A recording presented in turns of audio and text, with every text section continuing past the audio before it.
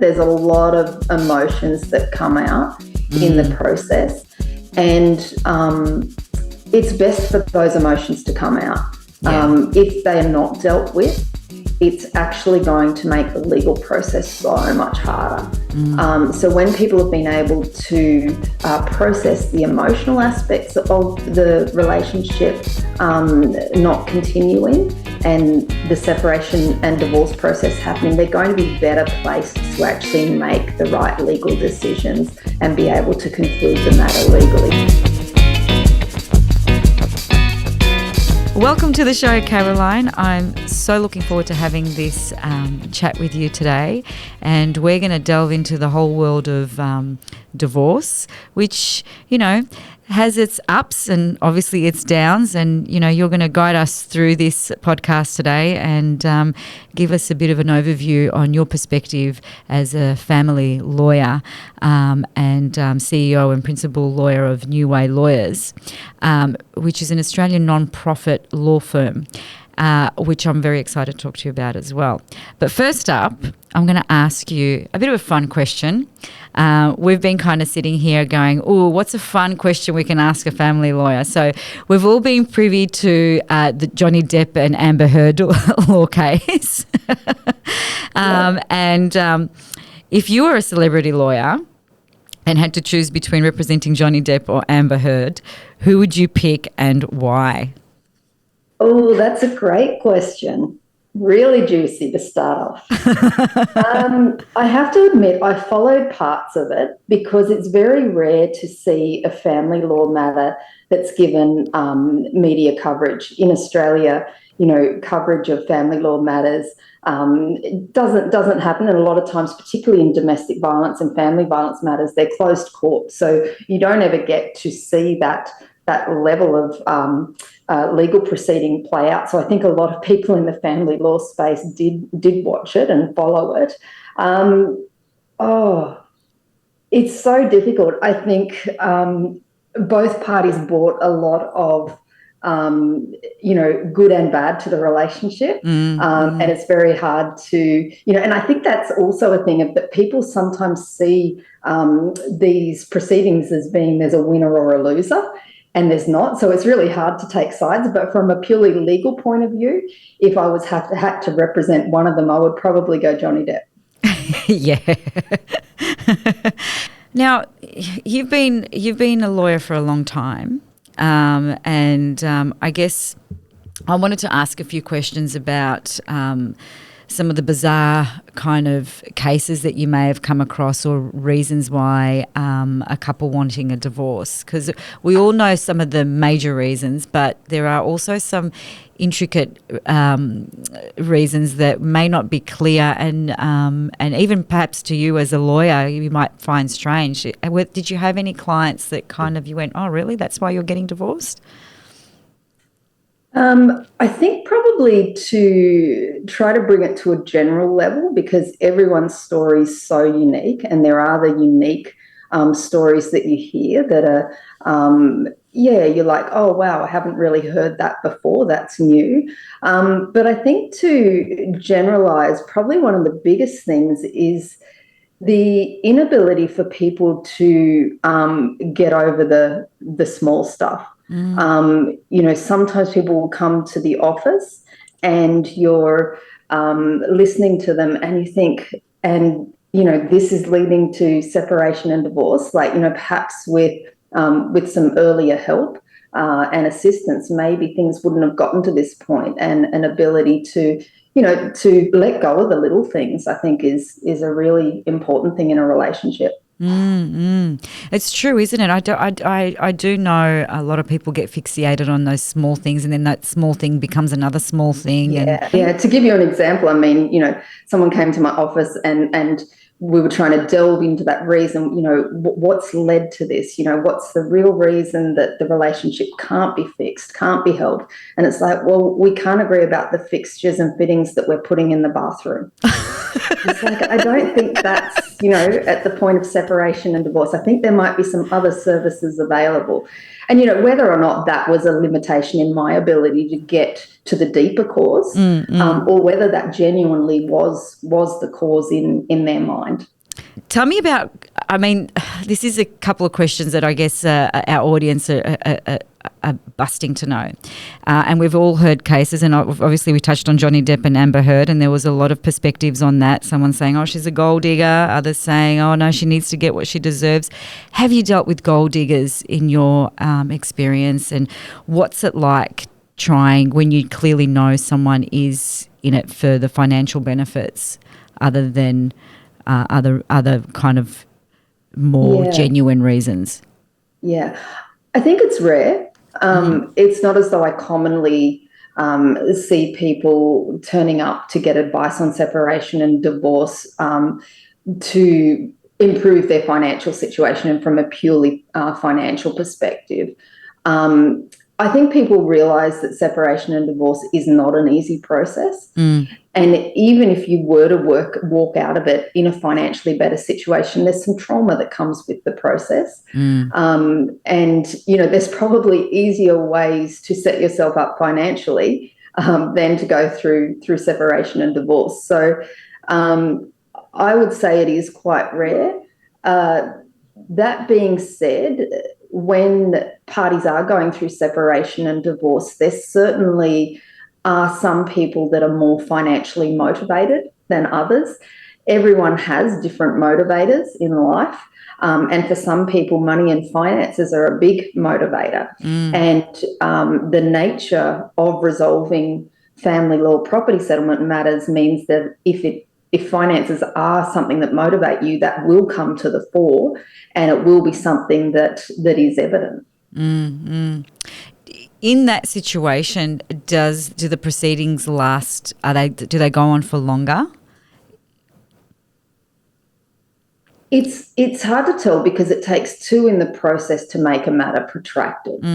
So you can have someone that's very financially motivated on the one side, but then the other party is acutely aware of that, and they realise that, okay, look, for this matter to be done, I'm going to have to make a commercial decision, and they may do that, and the matter might end quite quickly. Where you will likely see the protraction of matters is if both parties were financially motivated. Okay. You will see that then there's a lot of conflict and tension, and neither party wants to give because they are both motivated by the same thing, and no one can really feel as though they've been able to achieve their goal. So they're probably the hardest matters to settle when both parties are financially motivated. But generally, you'll have a situation where one party might be financially motivated, but the other party isn't and is motivated by different things, and you'll be able to find a pathway through that.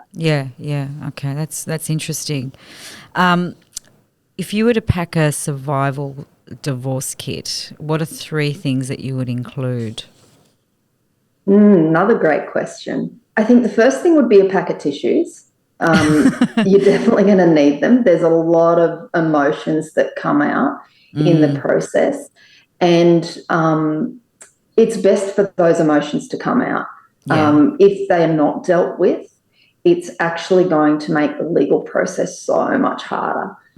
So when people have been able to process the emotional aspects of the relationship not continuing and the separation and divorce process happening, they're going to be better placed to actually make the right legal decisions and be able to conclude the matter legally. So I think that's the first thing. The second thing would be a business card for a great counsellor. So probably a little bit similar to the last one, but having someone that can provide that early support, again, has all the same benefits that I've just mentioned of being able to process what's happening at the emotional level so that you're free to then make some good decisions legally. The final thing that I would say is probably, Yeah, some music or something that feeds your soul, whatever that is. For some people, it's music. For some people, it's books. For some people, it's, maybe walks in nature. But finding what feeds your soul in those difficult times, because it's going to be what keeps you strong.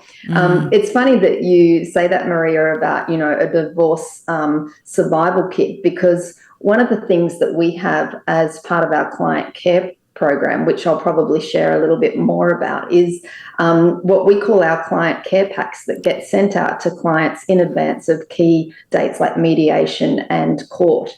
And it's a way that we can let clients know that, hey, we understand this is such a difficult time and we're here for you. We know this is a tough day. And in that, there's a little stress ball, there's tissues, there's a little tea bag and biscuit, and then there's a little notepad and pen and a little message that we're like, look, this is all going to be okay. Right now, you can't see the bigger picture, but you will get through this.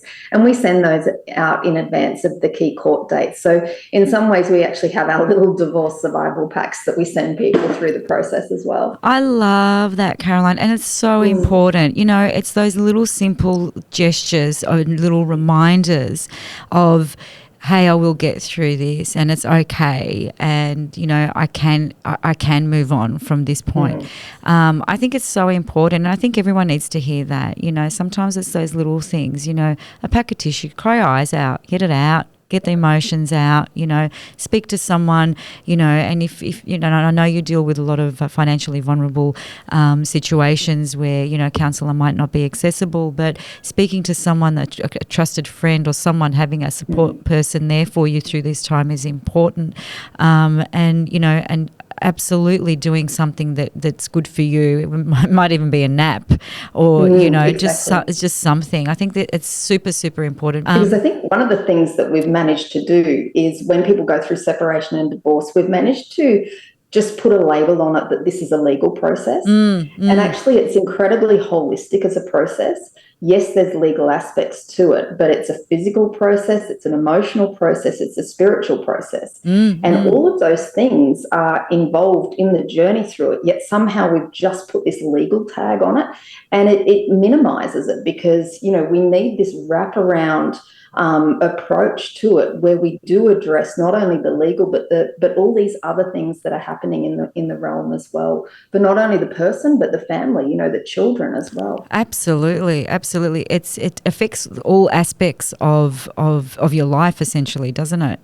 Going through the process, and if you've got little kiddies, absolutely affects them as well. What's the most heartwarming divorce you've encountered? Oh, yeah, that's easy. That's the ones where you ask me what's the hardest one, they're the hardest ones to think of, but the easiest ones are actually the heartwarming stories. So I had someone come to me very late in life, so octogenarian, I think we call them, in the 80s. Oh, nice. And a whole family circle there of children, grandchildren, great-grandchildren. And the person that turned up to my office had been to another lawyer, a family lawyer, and was being put on a path of separation and divorce is probably the best pathway. But you could tell something wasn't resonating with the person that had come to see me with that advice that they'd been given. Something just obviously they were questioning it, they were wondering, and thankfully they came to get a second opinion. And sat down and spent a lot of time talking to them and realised that, separation and divorce probably wasn't going to be the best pathway. I realised that when I asked the question of what would life look like for the two of you after separation and divorce if you were to do this? And the response was, well, probably not a whole lot different to how it looks now, because I would still pick her up and take her to doctor's appointments. I would still go and do the shopping. We'd still take our afternoon walk. And I'm like, something's not right here. Bless. So we kept journeying through that dialogue and discussion, and realised that there were a whole realm of health issues and care and support issues where there wasn't the right level of support, and we were actually able to make connections to support services to get some help in the home, and the right sort of connections to medical treatment. And yeah, that particular couple are still together today. Oh, bless. Yeah, Bless. That's a yeah. beautiful So outcome. That's yeah, an because absolute, separation and divorce is so difficult at that age. oh, It's actually, 100%. when you have such short number of years left to spend your time, you need to be spending it doing what you love, not going through a legal process. But yeah, that's definitely one of the most heartwarming, I would say. Which also, I guess, from another perspective, luckily he'd come to you as for a second opinion, because at that age, being, obviously probably with health issues, as you mentioned, going through a divorce, that's not a great outcome. That's a beautiful story. I love that. As a lawyer, have you noticed a spike in people coming to you for advice or divorce? Yeah, definitely in the context of family law matters. We know that financial strain puts a lot of strain on relationships generally. So it's almost like a chicken and egg situation that, it just keeps manifesting and snowballing. And we're actually seeing that across the board of all demographics of the cost of living crisis is affecting people certainly significantly in lower incomes, but also in higher incomes. Everyone seems to be struggling with this. So yeah, people are actually looking for, I guess, low-cost solutions for when they are going through separation and divorce, saying, look, I can't afford to do this, but also the relationship is finished, so I need to find a way forward. Tell me a little bit about your services and what you offer potential clients or just people that are just not sure where they're at in terms of their relationship. They're not, they're thinking about it or they're not, because you offer very comprehensive advice. That I know there's a private Facebook group chat that you offer people to join in, and they can ask a question to any of the lawyers between 1 and 2 o'clock in the afternoon, lunchtime, and be able to get some really great comprehensive advice. Tell me a little bit more about that and how that eventuated. Yeah. So, yeah, we are Australia's first non-profit law firm, and we practice exclusively in family law. So all that we do is separation and divorce. And by specialising, it allows us to do that very well. And yeah, we provide full services, everything from just initial advice if people aren't sure what to do. And that initial stage, we offer a free 20-minute consultation with one of our family lawyers. And sometimes that's all people need. Sometimes people just have a few questions and just need to be connected to the right service provider or have that question answered. And we also do that through Lunch with a Lawyer, our Facebook group. So another great way that people can just get some free information and answers to their questions. But then on the other end of the scale, we also provide full representation to people who are involved in those really complex matters where it's proving difficult to resolve and they can't reach agreement themselves, and even to representing people in court proceedings. So it's a full scope of service from initial advice right through to full court representation. That's amazing. That is incredible to be able to offer that service, much needed service, and to know that, women, men, regardless, can have got a platform that they can go to and get information fast, very quickly from credible lawyers. That's right. As opposed to the alternative of that, there are some other family law support face groups out there, but they're peer-to-peer support. And look, there is a role for peer-to-peer support of being able to share experiences and journeys is very powerful and can help, encourage and can provide some good information. But at the same time, they can also be unhelpful because every matter is unique and individual. And just because one person had a particular outcome doesn't mean it's going to be the same in the other situation. So you can also see in those groups really wrong information being provided and people being put on completely the wrong path that's going to be very difficult to undo later down the track. So, yeah, it is a really unique space that we've been able to create where people can interact with a qualified family lawyer and know that the information they're being provided is accurate and correct. And that's the fundamental difference between making the right decision for you and your circumstances, isn't it? Definitely. In your view, what's your ideal split, do you think?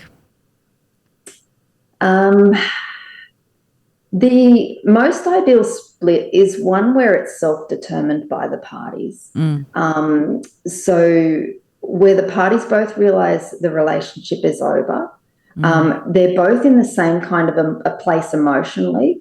Sometimes it can be very difficult to resolve a matter where someone's, emotionally left the relationship 2 years ago, but the other person is only, there's only been that final decision and the other person's feeling blindsided and there's just such a difference in where they're at.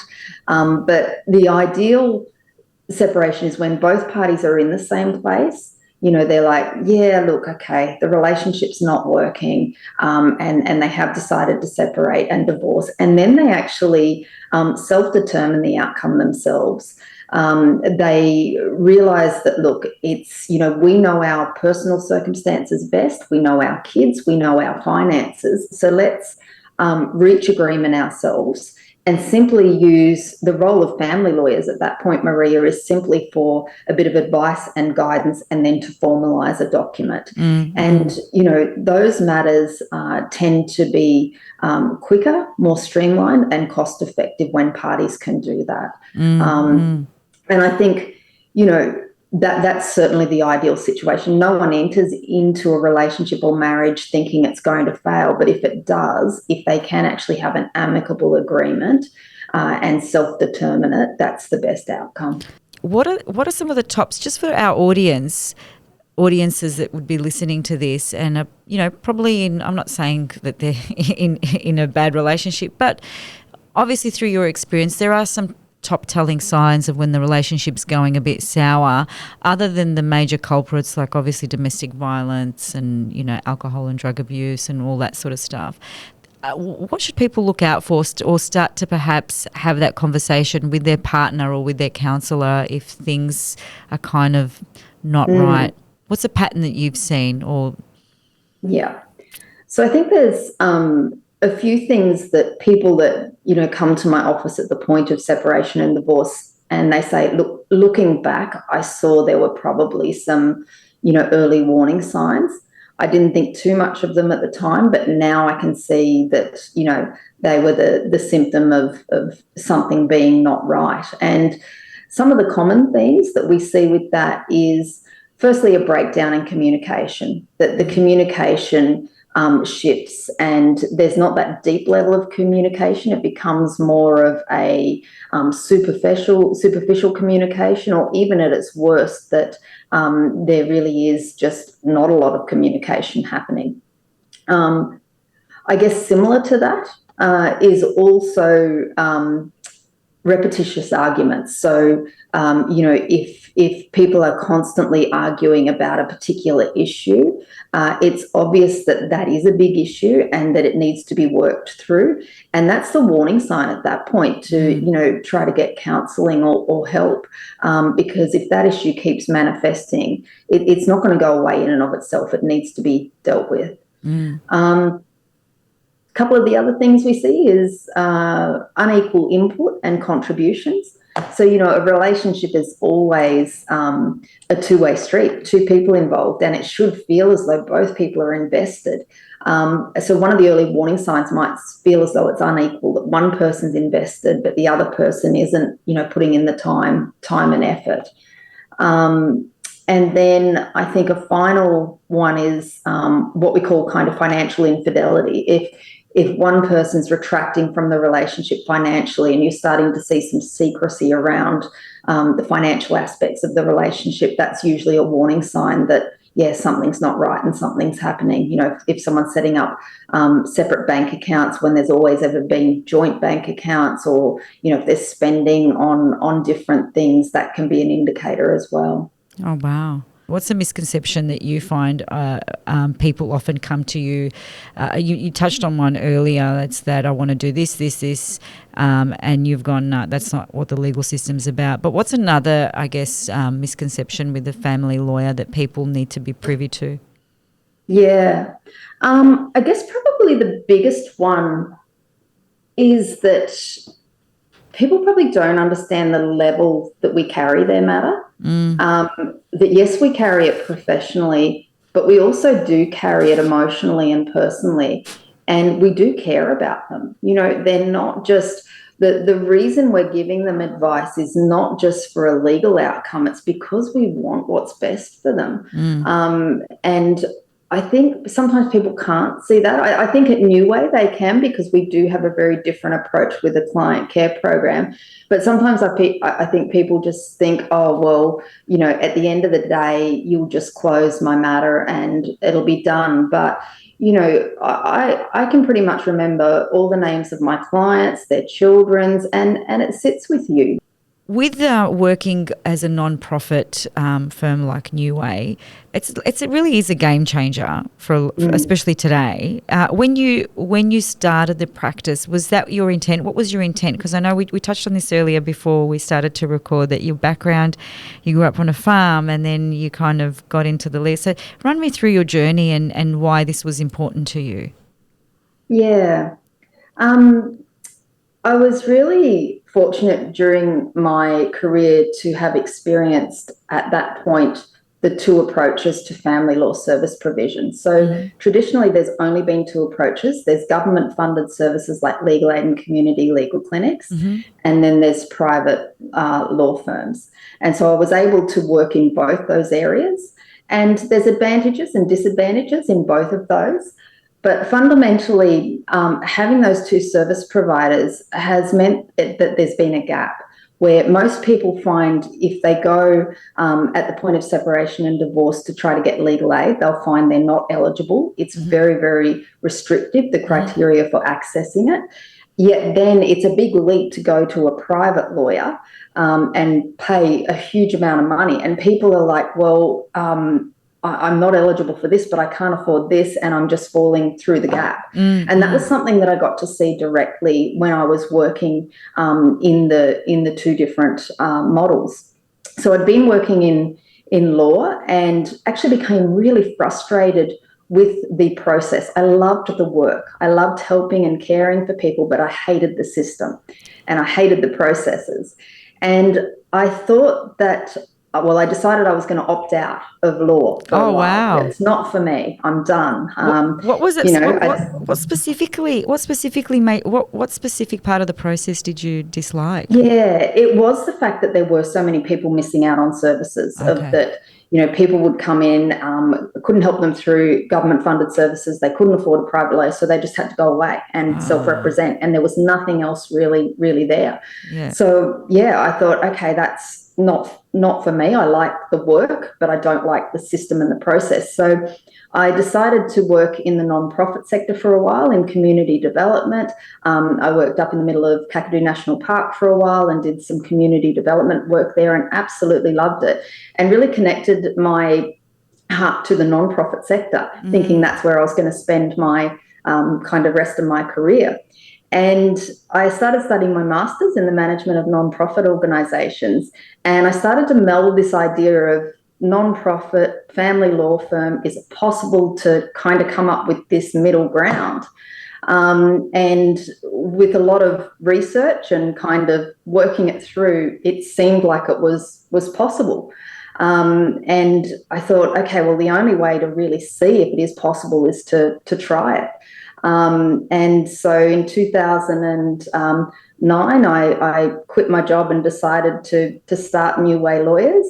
And it's been an incredible journey, and one that has validated that the non-profit law firm model is actually a alternative and viable third model of legal service provision, one that sits in the middle. So we're able to provide full services to anyone regardless of where they are in Australia, except for Western Australia, because the system over there is slightly different. They've got their own laws and their own family court, whereas the rest of Australia sits under the federal system. I'm going to touch a little bit on family violence because it's kind of been a big topic of late, with a lot of it circulating obviously in the media.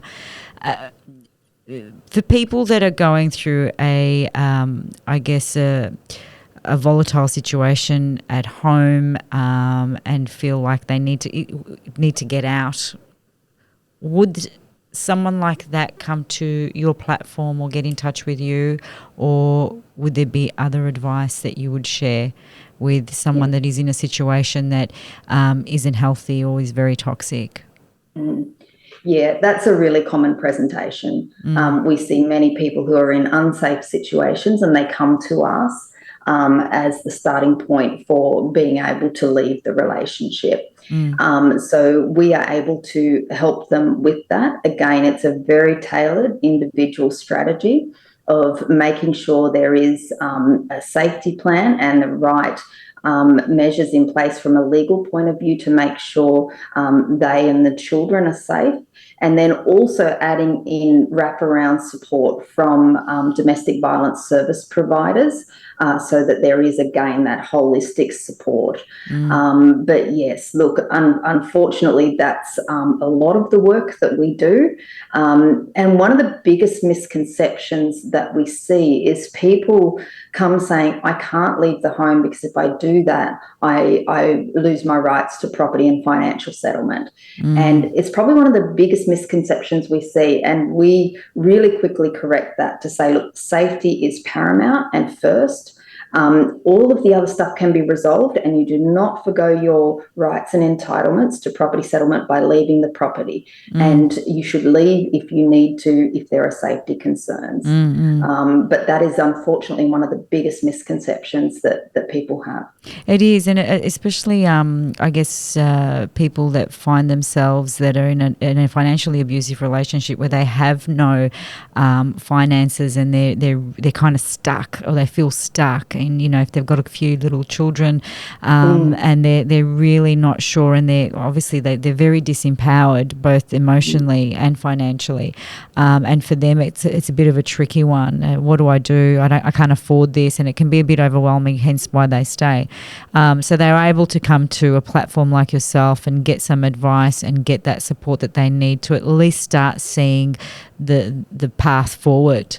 Definitely. Yeah. And we've actually got a very unique pathway where, through Lunch with a Lawyer that provides free information and advice, and also from certain DV service providers, we actually have a private DV fund that we can access if people don't have funds to pay for an initial consultation. So if they're referred through a DV service provider, we can sometimes actually provide a free initial and longer consultation. And then bolting on to that, a full pathway towards resolution and getting through this is we actually have a partnership with a legal finance provider that can allow their legal fees to be paid at the end of property settlement once someone receives their share of property settlement. So sometimes the biggest barrier to people being able to leave a relationship is financial. They just don't have the financial means. So this pathway that we have, and particularly this partnership with a legal finance provider of being able to pay legal fees at the end, provides this very, very clear pathway where it takes away the financial barriers that have been there. That's so encouraging, and it's so good to know that there is somewhere where people in that situation can go and kind of get that on point advice. We're also starting to work with employers in the space of supporting their employees who are facing domestic violence. And I think a lot of people are probably familiar with the term employee assistance program. Yes. Particularly in, medium to bigger companies, there's employee assistance programs where employees are able to access services like counselling, and the employer pays for that on behalf of the employee. We've actually been working with a couple of employers, and we're starting to develop this model where we're actually working with employers for them to provide a domestic violence and family law EAP that's very specific to people who are in these relationships where it's not safe. And the employer is able to, again, pay for certain services that we provide to be able to provide an exit pathway for the employee. So that's a space that we're really excited about. That's incredible. Oftentimes one of the greatest means of support that someone in an unsafe relationship has is the workplace. And so, we've seen employee assistance programs, but not niche specifically into providing support for domestic violence and family law. So that's something, and particularly we're doing that down in Victoria and Melbourne, working with some organisations there to really try to roll this out as another pathway that provides a really solid exit pathway for people who need it.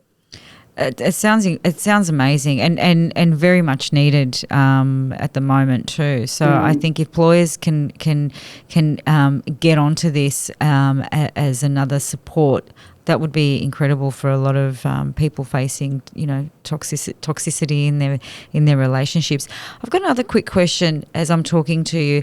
We're specifically talking about marriage and divorce, but what happens in those de facto relationships where you may not legally be married, but you've been living with a partner for many, many years, and you've got shared finances and possibly some children. Is it similar? Would they go down the similar route to a divorce? Yeah, it's very, very similar. All the things we've talked about today are still relevant for de facto relationships. And, it used to be that de facto relationships were covered by state law rather than the federal family law. But they're now covered by the federal family law, and they're dealt with in very much the same way. Definitely a very similar experience, and the same services and support are required. Okay.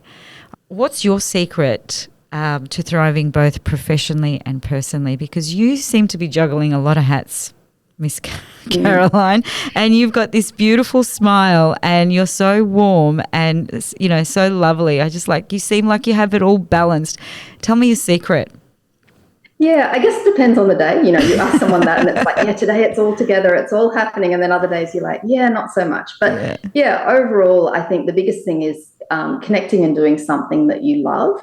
But for me, if you were to ask family and friends, there's a bit of a motto that people say about me.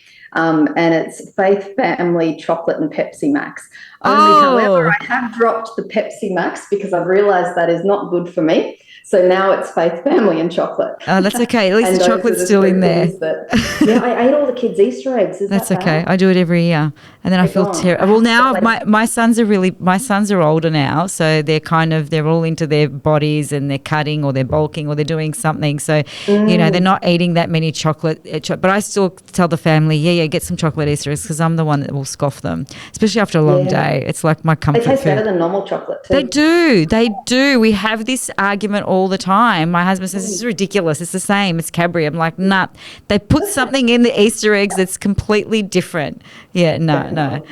Can you share with me before we go any plans for the future? Are you going to roll out more non-profits in other areas that may not be divorce law, or it might be something else? Or can you share any? Yeah, that's a great question. Our focus is mainly on family law, so I think that's the space we'll stay in, but we've got more ideas in that space. So one of the things that we've just started to play in is we've actually got an online shop where we've started to self-develop these beautiful gifts for people going through separation and divorce. I actually saw them. They're really cute. They're really, So we've really actually cute. developed those, like team of lawyers developing gifts, but it came from a place where if you have a family member or friend who's going through separation and divorce and you want to show that you care, you go and have a look at, there's nothing that's really specifically targeted for separation or divorce, but if it is, it's generally not very positive. So, for example, you could buy, your friend a mug that says, "Glad you got a divorce. We always thought he was an a-hole anyway," which has an element of humour to it. But at the same time, from our professional's perspective, you need to know that sets the tone. If that's a mug that your child's unpacking from the dishwasher,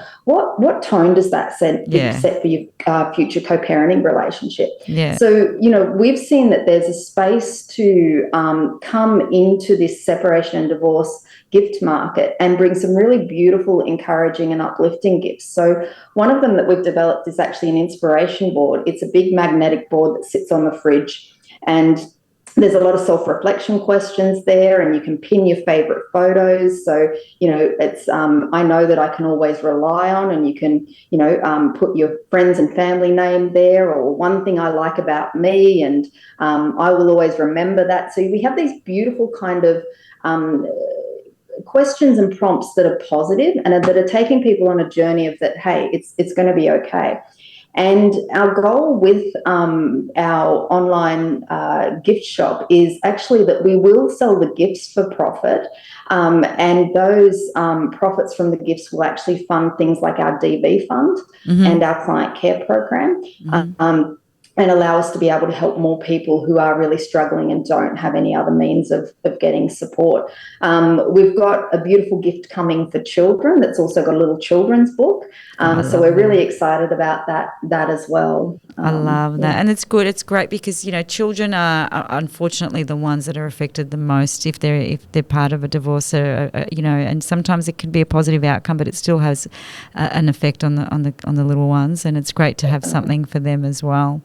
No, that's great. So I'm looking forward to seeing what you guys develop next. So glad we had this conversation, and it was great to connect and see all the wonderful work. Can you run us through where people can connect with you and your platform? We'll have all these. We'll have all the links on our YouTube channel for people to connect. But if you want to run us through all the connections, Instagram, Facebook, all of that, please, Caroline. Yeah, the two easiest ways is our webpage, so www.newwaylawyers.com.au. That'll give you access to all the services we've talked about, of a free call with a lawyer, lunch with a lawyer, even information about the domestic violence EAP if you're an employer. And then the other big connection point is our Facebook group, Lunch with a Lawyer. So there's only really one by that name. So if you go to Facebook and type in Lunch with a Lawyer, you'll find us. And our family lawyers will be able to connect with you if you've got questions there. Perfect. Have a wonderful day. Thank you so much for your time, and I hope we get to chat soon.